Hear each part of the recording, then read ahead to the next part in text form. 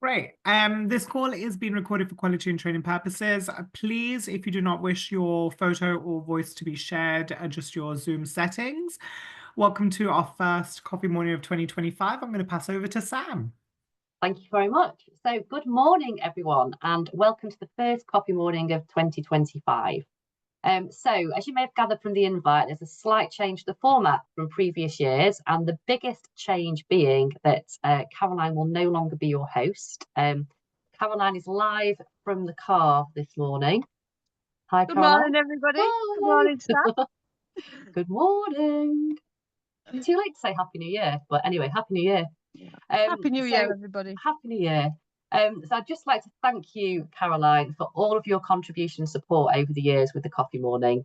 You've been absolutely great. You've always been available, flexible, willing to do new things, usually crazy things from me that I've asked you to do. So thank you very much. You're still a big part of the IAB, obviously still an ambassador, and you're not going anywhere. But I just wanted to formally thank you on behalf of everyone. You're welcome. Thank you very much. And thank you. It's been good fun. And thank you to all the participants for keeping the questions going. Absolutely. So still thank you, everyone. Keep the questions coming still. But we'll still see you on all the coffee mornings. I'm sure you will appear in other guises. Yeah. We won't let you go that easily. Once your offer of help's out there, that's it. We'll keep tapping you up. Don't worry. It'll be fine. Well, thank you very much. Thank you. And have a good meeting. I'm sorry I can't stay for all of it, but you've got me for another 10 minutes.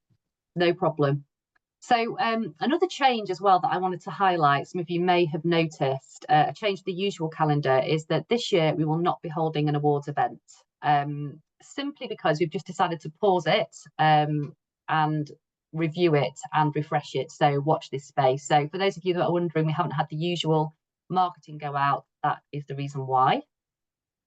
And I guess the next thing to do, sorry, I'm just moving on to the next thing. So on to today, CJ and I will be taking you through this month's coffee morning. I will be covering all things membership and IAB, and CJ will be taking the opportunity to update you from a technical perspective. So he'll be providing updates on AML, MTD, and anything we hear from HMRC. So where applicable, these may be a little bit more in depth. So, for example, I think it's in the next couple of weeks, CJ, isn't it? We've got a meeting with HMRC. So we'll take the opportunity to feed back to you on that meeting. This month, he's got some kind of high-level updates on AML for you, which I know for sure, and I think some tax updates as well. But the reason we're trying to do that is we're trying to filter a lot of the detail that comes into you. So appreciate you get lots and lots of emails. And what we're trying to do is highlight those key issues to you. So, not necessarily provide all the answers, but at least make you aware of these additional comments that are coming in, additional changes, that kind of thing. So on the subject of emails, I just wanted to make you aware on a membership perspective of a new format of email that you'll be receiving. Oh no, another email. But this is an email I hope you'll find useful. So they're going to be probably emails mainly from member benefits, but they could also be from the IAB as well. And it's about giving extra value and extra resource that's easily accessible. So the first one being from Corona I is going to be on generally accepted accounting principles. So GAP, but a long GAP because it's a double A. Timelines and tips. So it's completely free. It's kind of in a PDF format, and it gives additional resource and direction on that timeline and some tips. So hopefully you will find it useful. Obviously great to get feedback. But that'll be coming probably end of this month, maybe starting in February.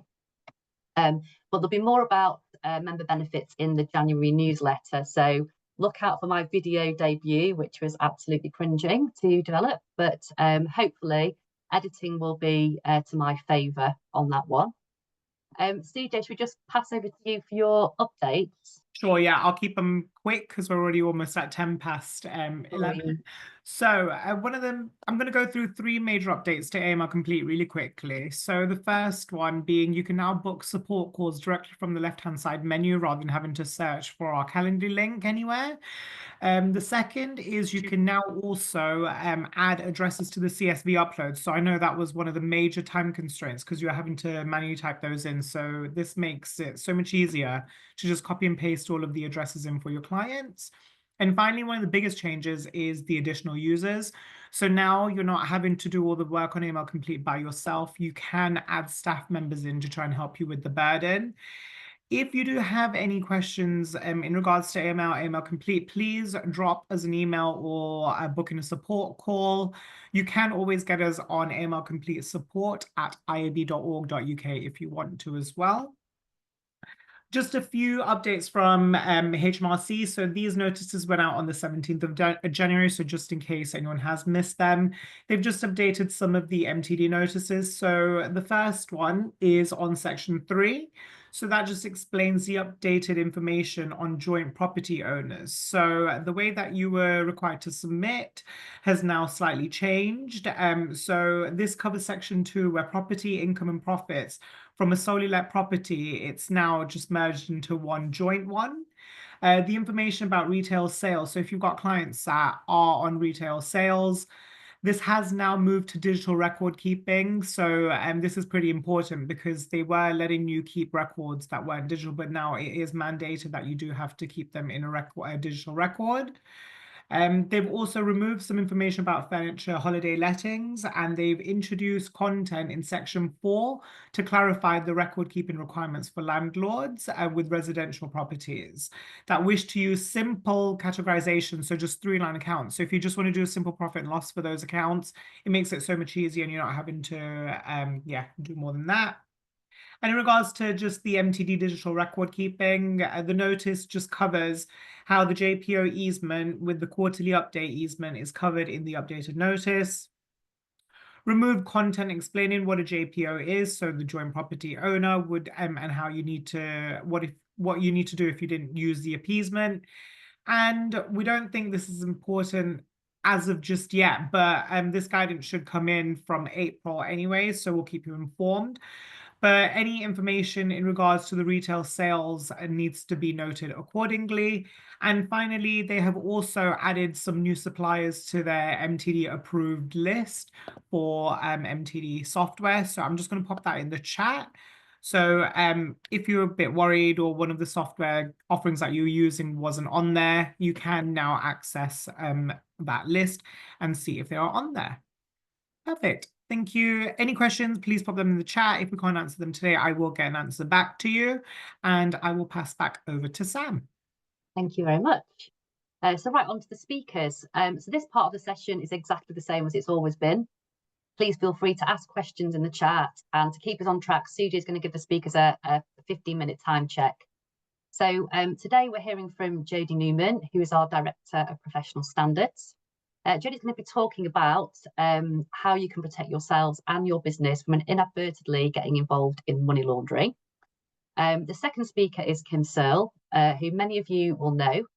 She's been a familiar face to the IAB for some time.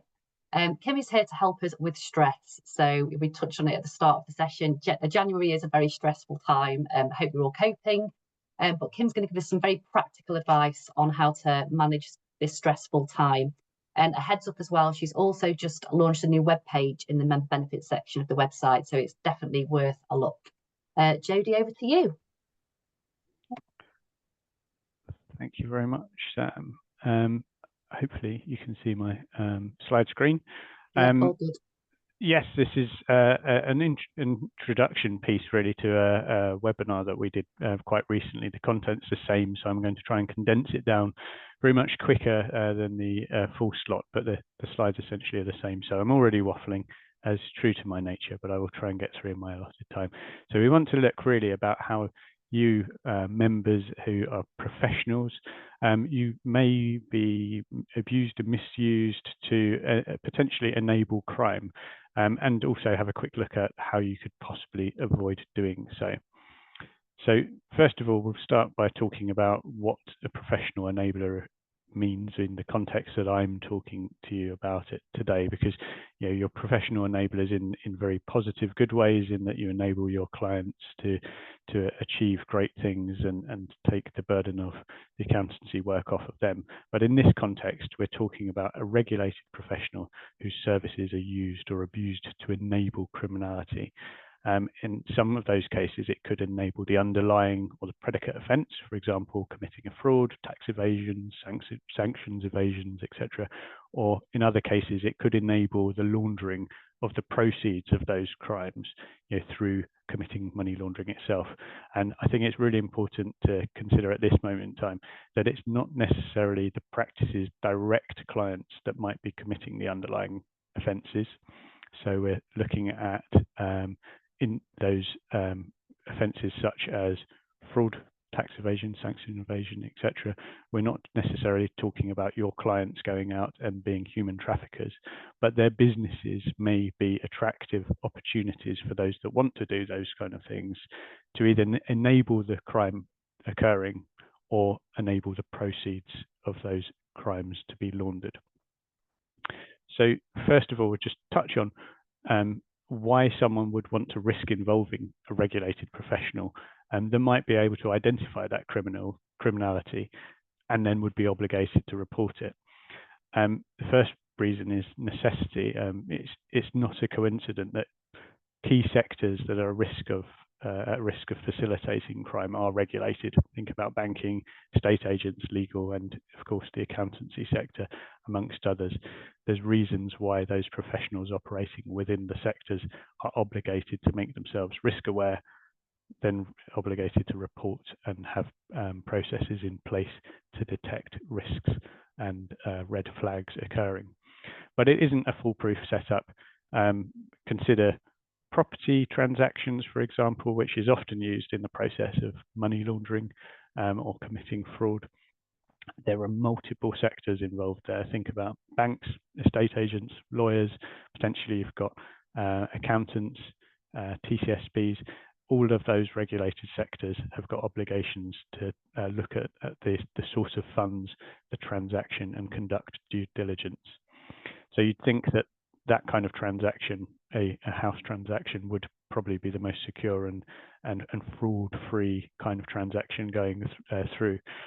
But we know that that's not the case, and that's picked up in a recent OPBAS conveyancing risk report, where there's a fair assumption that each of the professionals involved in that chain, when they're doing their due diligence, know that there's other regulated professionals involved in the chain as well, and place some sort of subconscious degree of expectation that other professionals will either identify issues further down the chain or will have already identified them before they get to them. And that translates, I really think, into our own sector, in the accountancy sector, where often there'll be one practice that will deal with one element of the client, such as bookkeeping or payroll, and they'll pass another practice further work to do, and that assumption that everyone else will be spotting the warning signs or pick up on anything that you've missed will be given. But there are those that don't need to involve the regulated sector but decide to do so anyway, and they're potentially looking to add the veneer of respectability. It comes with a risk-reward consideration. They need to assess the capability of the professional that they're going to engage with. The reward of the veneer of respectability might increase the likelihood of their transaction, their fraud or their criminal transaction in money laundering being successful. It can give a false sense of end-to-end in credibility by being associated and affiliated with a regulated professional, which that would then be applied to them. So let's look at when professionals may become involved. Most legitimate services that are offered can be abused at various stages for the purpose of committing crime, concealing the crime from having happened, or facilitating the laundering of the proceeds of crime. And some of the services that accountancy practices offers may be more open to abuse than others. There's the National Risk Assessment around money laundering that considers that specifically for the purpose of money laundering. But any sort of service that increases the opacity of a transaction, something, for example, where you act as a representative of an individual, that doesn't only have the potential to mask the identity of the individual involved that might be committing the crime, but it also adds your veneer of respectability, as I say, to that third party dealing with them. Anything that adds certification of facts, such as accounts, gives an immediate widespread authentication to the underlying information. And then you can think about services like TCSB, where you're a registered office. You may be giving an attachment to a reputable address. You know, if someone looks up a company, they find that it's registered at an accountancy practice, it gives a greater sense of reputation and association with that regulated professional, where people will feel more comfortable dealing with the underlying client or that business or transaction. Of course, all of those services are legitimate, but they can be abused and misused. And that's what we want you to think about, the risk of that whilst you're doing them. Essentially, all regulated professionals are at some form of risk, but there are some cases where the risks increase. And those that are looking to exploit regulated professionals may be looking for things such as inexperience. It could be that you're inexperienced overall in the case of a startup business, newly qualified in industry, or you may be new to a specific field. Perhaps that's the client type. You don't understand the specific type of client and their business type, the types of transactions that they're offering, or a type of service that you're offering. For example, someone might be a seasoned tax advisor and then be asked by one of their clients to offer payroll, for which they've got no experience. The risk around that is really that someone that has less experience of something will be less likely to be able to identify something being unusual.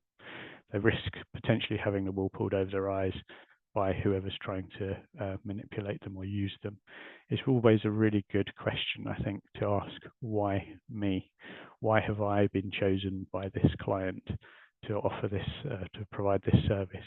Is it because I'm the best in my field, or is it actually the opposite reason? Is it because that I've got no relevant experience in that area and I will not be able to pick out something that is unusual, or I'm much less likely to be able to pick out something that's less usual for that client? Or even geographically, is it that I'm incapable of visiting that business that's the client and finding out what's going on, is what I'm being told is not actually what's going on. External indicators of poor compliance or a lack of awareness of regulation is a real key one for people who are looking to take advantage of a regulated professional. So if your website or your material has got outdated or absent processes, references on any kind of onboarding material that you offer people, you show there's a potential willingness to cut corners on regulatory or professional standards. It could come at any point here, from the point of a client inquiry, onboarding, etc. It's a real good indicator to someone who's going to try and manipulate or use that practice, that this practice doesn't necessarily have the most up-to-date processes in place. They're not likely to be risk aware, and so that they can be used without detection.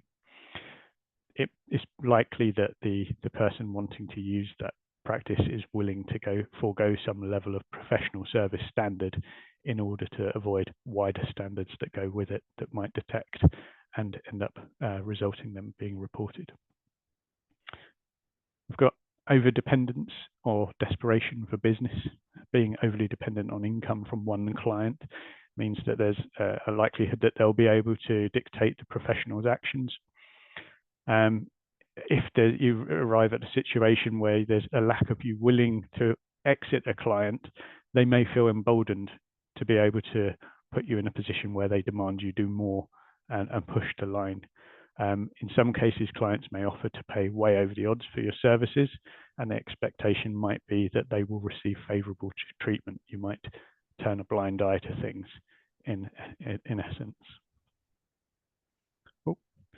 Then we've got being placed under pressure, and there's different types of pressure. Time pressure, which I know, speaking in the intro there, January, yeah, there's lots of time pressure where people suddenly turn up and say, can you do this today? Obviously, in all these cases, it doesn't mean someone is necessarily trying to do something bad, but it is a way that people can use the scenario to manipulate them to get you to get the desired outcome for them. It might be that the client provides loads of information very close to the deadline, and the professional is tempted to skip inquiries that they'd otherwise make in order to meet a deadline. They're maybe trying to rely on the professional prioritizing their standing in relation to meeting the deadlines and foregoing their wider professional responsibility. There may be more confrontational or overbearing clients. Some people are less able to deal with general client pressure, where you ask them questions, they sort of bat you away, and you don't feel quite so comfortable to go on and push them for that. Or potentially, at the more serious end, it's being on the hook or getting into the realms of blackmail. So a client might potentially ask you to do something that's quite minor, turning a blind eye, skipping a check. And then once you're sort of on the hook, they've got the ability to cause you a personal or professional disgrace and cause issues for you and report you for not doing something. Then they can ramp things up and intensifies their requirements on you, because you don't want to be told, your regulator or law enforcement to be told what you've done, and that snowballs and snowballs. Those that have a lack of professional curiosity, willingness just to take everything at face value is a particular risk. You know, we have to have people that are questioning what and challenging what they're being told. Otherwise, that is a particular risk of exploitation. And then we have risk blindness, and it's really not being aware of the potential risks with services and clients, almost the opposite of inexperience, where you have false comfort are achieved through over familiarity, maybe a reluctance to apply standards to clients who are family members or friends or long-term clients, people who seem too nice. There's a risk that you start to look for answers on the client's behalf rather than challenge them and face potential embarrassment at asking a potentially awkward question. And then the last key thing really around there is there's professionals. Jodie, sorry, that's your 50-minute warning. Thank you, CJ. I will hurry along, I promise. There's those that have a limited view, shall we say, of the overall practice because the clients decided to segregate their services across a number of different practices. It's a known technique to make sure that no one gets one overall picture. So again, there can be reasons. You may be a payroll specialist, or it may be that people are trying to break things down.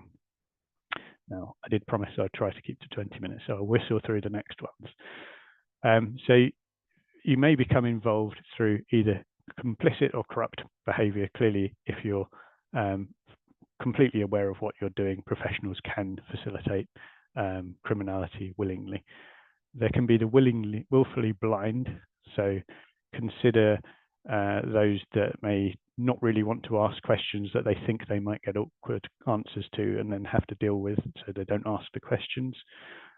Or even those that don't invest in appropriate processes within their firms where they're responsible for them. That might fit the description too.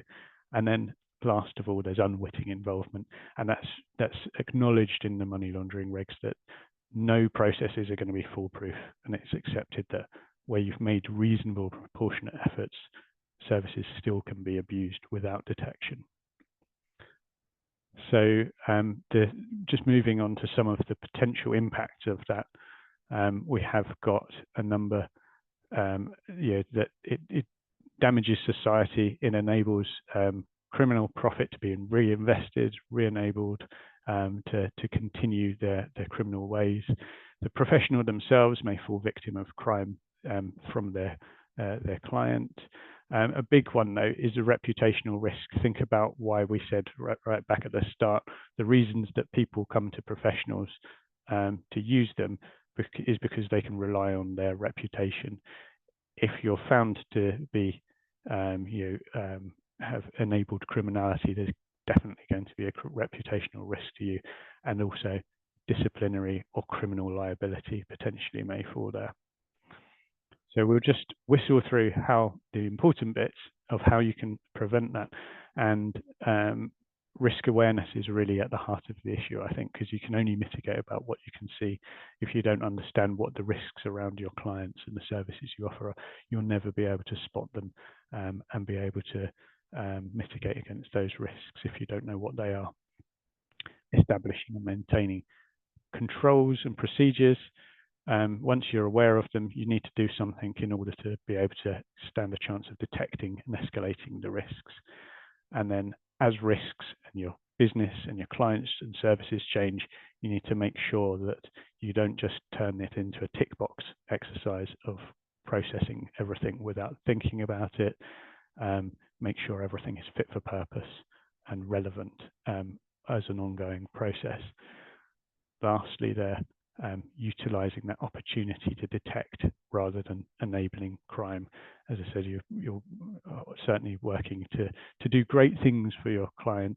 However, you're also open to abuse for certain people who want to misuse your services. So it'd be much better if we can prevent that. And then self-protection, SAR reporting, and keeping a record of what you have and haven't done, and the rationale behind that is really important for, particularly in those cases where you potentially do get misused and you've done everything that you possibly could. It's great to have that record that you have done everything correct and you've made your best efforts.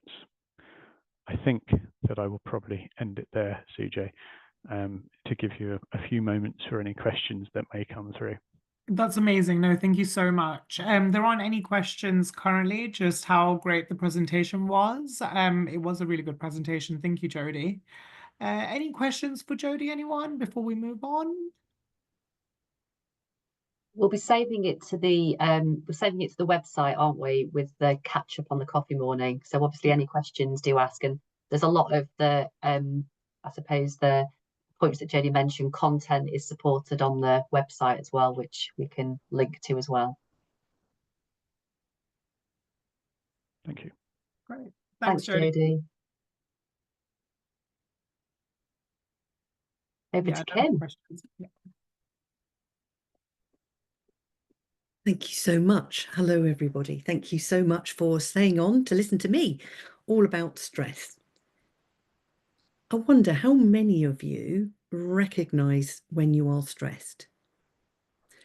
Very often, people do not realise stress is very insidious.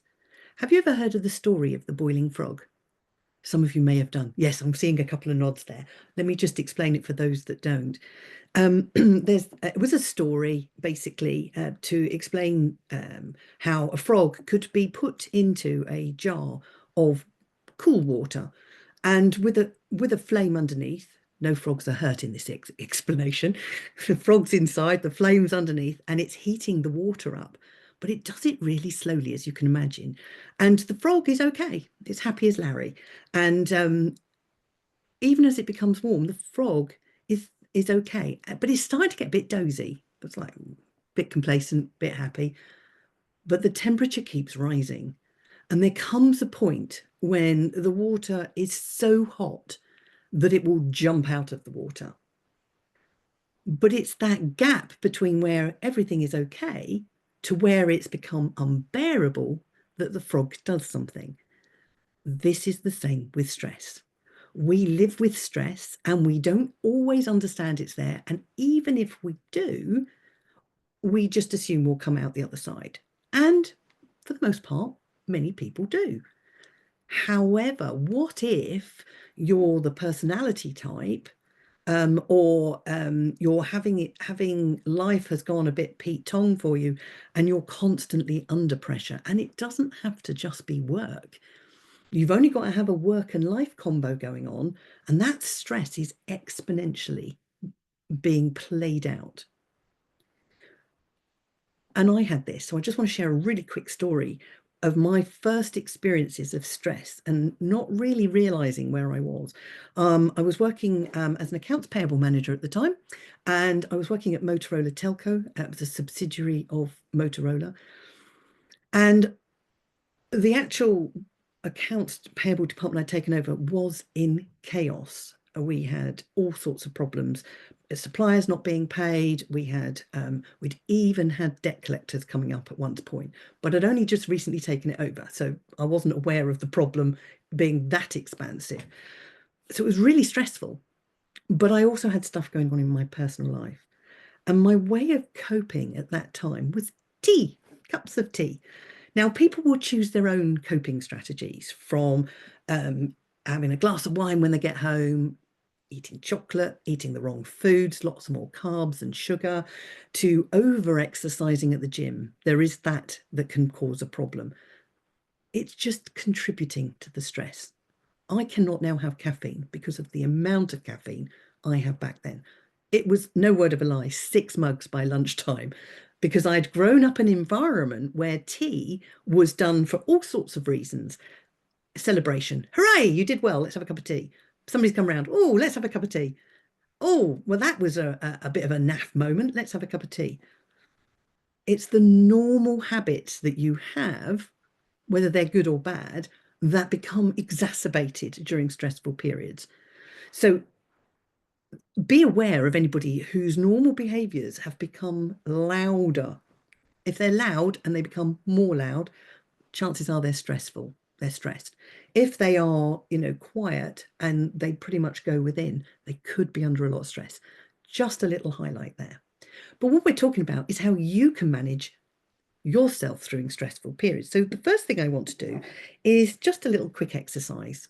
If you can join along and play with me, it's just a little experiment. And what I want you to do is, if you're stressed right now, it'll be a little easier for you. But if you're not, think of a time when you were stressed.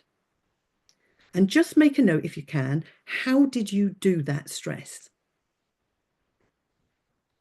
And I'm just going to talk through as you just make a note for yourself and pick up on the things that you do. It could be like me, that you start to use a crutch of some sort. And, there's a whole load of crutches out there. I didn't mention smoking, but it's one of the biggest ones that people would turn to. But there are lots of physiological changes that can happen. Your heart rate can start to go really fast or be more palpitative. I can't even say the word, palpitatively. Goes intermittently. And the other thing it can do, you can find yourself really tense. And I had that one as well. How are you breathing when you're feeling stressed, or if you are right now? Just notice what you notice about how you do stress. We tend to breathe more shallowly and more from the chest area, and sometimes a lot faster. So our breath can be one of the first indicators. We can find that certain body reactions happen, like cold hands, or that we become clumsy, or we are struggling on another level with digestive issues. The digestive system is so delicate, stress can really impact it. Emotional issues, irritability, frustration, feeling overwhelmed. I do irritability really well. Cognitive effects. Let me tell you that you might find difficulty concentrating, difficulty making decisions even, being able to hold things in your head that normally is quite so easily, overthinking things, forgetfulness, loads of different ways. Tune into how you do stress. Do you come out fighting when somebody asks you something because you've got the emotional reaction going on? I don't know, but I just want you to notice. And if you're feeling stressed right now, I want you to tune into it. What are you feeling? What are you seeing? What are you hearing that lets you know you're stressed? And for those of you who are that way inclined, what can you smell or taste? Because it could be aligned to a particular environment. And when you get that, if I asked you then to rate yourself out of 0 to 10, with 10 being the worst stress you've had for a long time, to 0, not at all, I wonder where you are on that scale. And you don't have to share that, but I'd like you to think about it for yourself, because this is a personal check of awareness. How stressed am I? Because if you're under a 5, you're probably doing fine. If you're over a 5, 6, 7, warning signs. You're on the way to, it's getting intolerable. Getting above that, 8, 9, and 10, then you need more interventions. And I'm going to share some with you today because it's really important, isn't it? So one of the things about stress that I learned, and I did this course with a Dr. Stephen Palmer back in 2004. And he was a doctor working very much with stress. And he said, and I love this, that stress is the perceived ability to handle what's going on for you. So it's not a skill, it's your perceived ability. What does that mean? Well, when it gets to the chronic stage, it means that you're constantly fighting it, or it's coming through and it's staying with you all the time. But the perception is something that you've learned. And one of my phrases is, what you learn can be unlearned. And many of our behaviours and physical states and mental states are learned behaviours. Originally to protect ourselves, okay? It's to make sure that we stay safe. Later on, it's to make sure that we fit in. So if you've learned this stressful state, we need to be able to unlearn it. Now, what I'm going to show you today isn't going to help you unlearn it, that's subject to something else. But what I want to show you today is how you can manage it much more effectively for yourself in the moment. And once you get used to it, you can do it more frequently, and then you can start to challenge it a little bit more. So if stress is a learned behavior, how did you learn it? So I want you to look at, so add to your list, what triggers your stress? Now, for some of you, it'll be time. It could be your to-do list. It could be that you're working with something that you don't really understand. So I loved what Jodie was saying earlier. If you're inexperienced, that can put stress on you, can't it? And it's okay, but it's understanding what it is that's triggering your stress. For those of you who are familiar, James Clear talked about stress habits, and I like to use that for stress. And his process, his habit loop, is that there is a cue, my word, the trigger, something that sets you off. And when it sets you off, there is a craving, it's a need. I'm going to come back to that, that's important. And then when you've got the need, and this is happening in a fraction of a second, you will not possibly even be aware of it until after the event. Then you have the behavior, the habit that I've talked about earlier. Mine was tea drinking. I don't know what your coping strategy is, but you'll have one. And then when you come out the other side, 7th of February, I saw somebody put in the post earlier because of bat season as well. Whew, the reward is it's done. But actually, because we're talking about learnings and your body mind, the reward is that you are safe. You've survived. That's pretty drastic, isn't it? So it's really important that you write down what your triggers are. And I don't know what they are, but you do. You know when you get triggered with stress. And I want you to make a note of them because they're really important. One of the things I want you to think about once you've got them, and it's the one question I use a lot with my clients, is what do I need? And it sounds like a simple question, but as you think about it a bit more, if the trigger sets off really quickly and underneath, according to James Clear, there's a craving, for me, the craving is a need. There's something you need. You need space. You need time. You need support. You need training. You need some guidance. I don't know. Maybe you just need to walk away from the desk for 5 minutes and have a break. They're all good reasons. And so you've now got your rating of what stress is, how you do stress, what's triggering you. Now, what is it you need? So just make a note there from some of the things that I've said there, because everybody's different. And it's unique to you. Stress is unique to you. Your learning will be different to everybody else on this call today. And what I want you to understand is that if you can get it, if you know what stresses you, that trigger, the long-term thing is to get before the event and get ahead of it. And there's all the strategies that you can key into ChatGPT and look at to help you manage it, time blocking and, you know, being prepared and planning, all those good things. Particularly at this time of the year, you can do that. And once you understand how you can preempt that trigger, what your need is going to be much better. But your need could be as simple as downtime. So what I want you to understand now, you've got what your needs are, is what you're going to do about them. Right. This is where the fun starts. This is where I'm going to share with you some simple techniques that you can do that will help you. I've already said the first one. What do you need? What is it you need that will help you?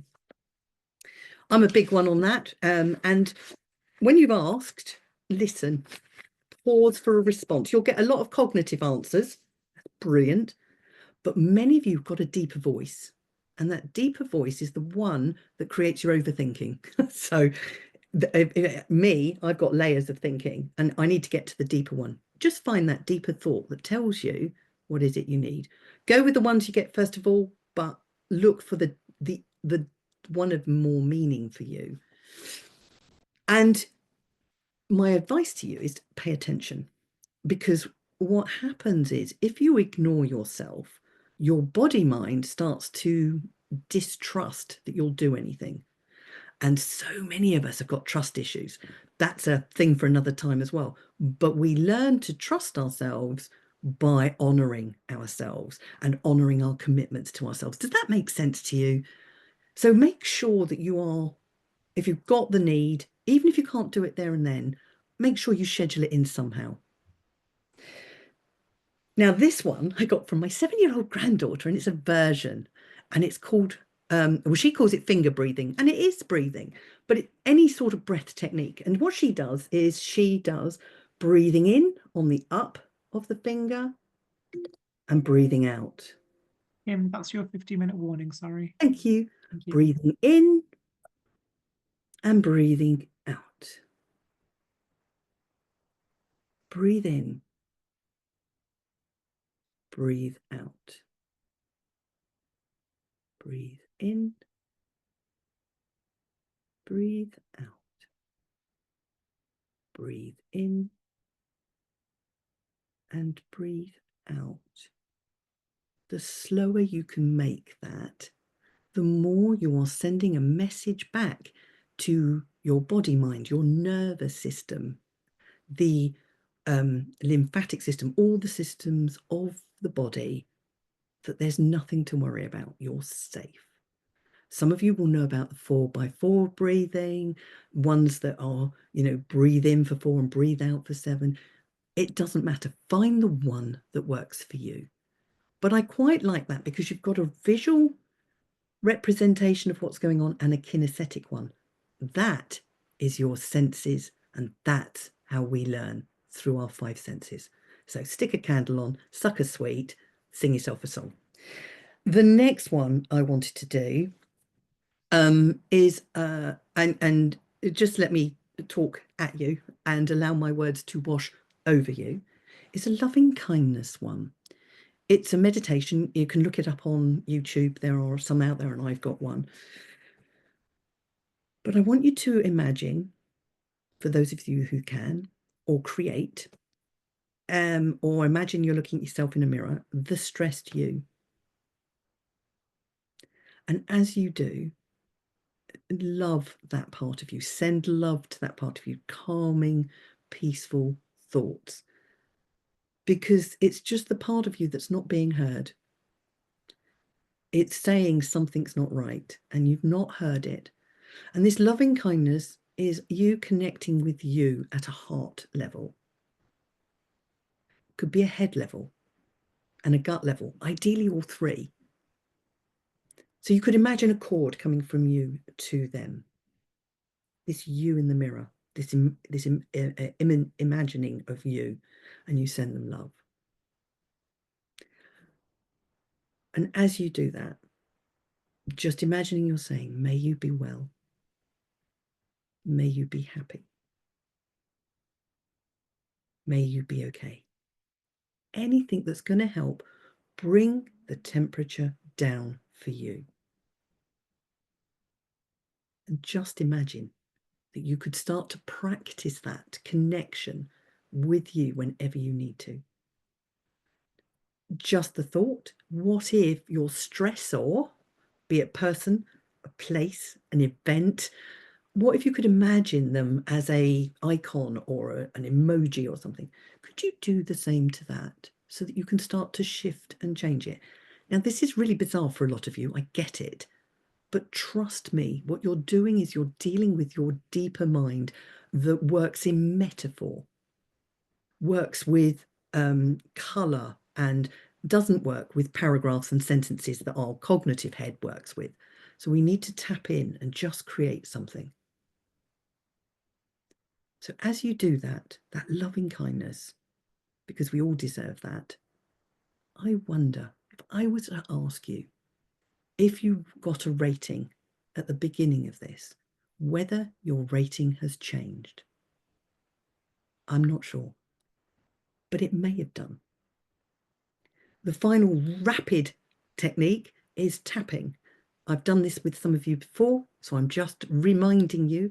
Again, you're tapping into 3 of your 5 senses, relearning. But if you've got a fragrant something and a taste something, you'll be hitting all 5. And you just tap on the top of your head, just saying, I'm getting calmer. By the eye, by the side of the eye, I'm becoming calmer. Calmer and calmer. Under the nose, I am okay. The chin, all is well. Breathing as you do on the collarbone. I've got this. I know my stuff. I'm just being distracted by others. So on the side of the thumb and on each of the fingers. Do that 2 or 3 times and notice your temperature coming down even more. I wonder if your rating has changed even more. Thank you so much for listening to me. I hope there's been something in there to allow you to start to be kinder to yourself and realize most of the stressors are old learnings that are not working for you, and those people who are causing it have no idea what's going on for you. Thank you so much for listening. Appreciate it.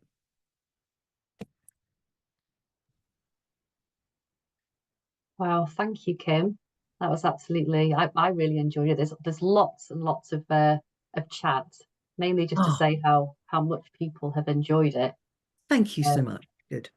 No, CJ, I'm taking over your role as question master. No, you're fine. But I know some people are also putting, Alistair has put forward that he finds breath counting very effective and put a link forward. So it's great that people are sharing their own methods as well. But mainly, Tracy could listen to you all day, Kim. I echo that, Tracy. I could listen to Kim all day. Thank you. And people, talking about their triggers. Yeah, everyone saying how much they enjoyed it. Marvellous. And we each have our own ways of handling it. So there may be others that you've got. And if you have, share those in the group while the coffee morning's still going, because there may be things that I've not talked about that help you through stressful periods. But the ones I've done are about retraining your deeper mind. Yeah, I think Sue actually has put a scenario in. Marvellous. Hold on, let me just... yeah, this is my biggest stress. You ask clients for info, they take ages to send it, then they all send together and all want an answer straight away. If you try to give them a timeline, but it doesn't always work, and obviously that kind of creates a stressful situation for her. Is there anything that you could suggest? Oh, sorry, was that a question? It was kind of, yeah, I think she's kind of saying a scenario is that, you know, I suppose stuff coming at her all at once, even though she's tried to, I suppose, methodically manage it through giving them a timeline. It doesn't seem to work. So that's what causes her a stress, I suppose, being kind of overwhelmed and overfaced. Yes, and in the moment, some of the exercises we're doing now, but the other thing that I often talk about is pausing. So when you've got several different things, step back from it, pause, and, you know, go for a coffee if necessary, although I shouldn't encourage you to do that because you'll end up like me. But, you know, go and have a little break, come back and look at it objectively. Sometimes our overwhelm in our head is responding to the body's sensations, and it goes into panic mode or overwhelm mode or overthinking mode. And what we need is just a bit of space to come back and say, okay, which one's most important, and focus on that. And it's difficult. I'm not saying it's not, but knowing the other ones you'll get to, and you'll deal with the next most important and the next most important, but you deal with one thing at a time. And, you know, if those others need an immediate response, put a holding message back to them. You've just sent this in, it's a bit of a problem, you know, or you've just sent this in, I will get round to looking into that and come back to you within however long it is before you can get back to them.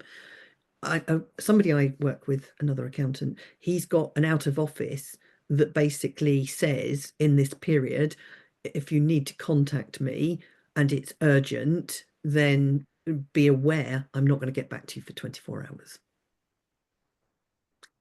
It works for him. He's got a team who can pick them up. So for most of them, he will, you know, they get an answer. But if not, and he needs to get involved, it could be up to 24 hours. Because at the end of the day, you're penalising all those wonderful people who've made the effort to get in on time.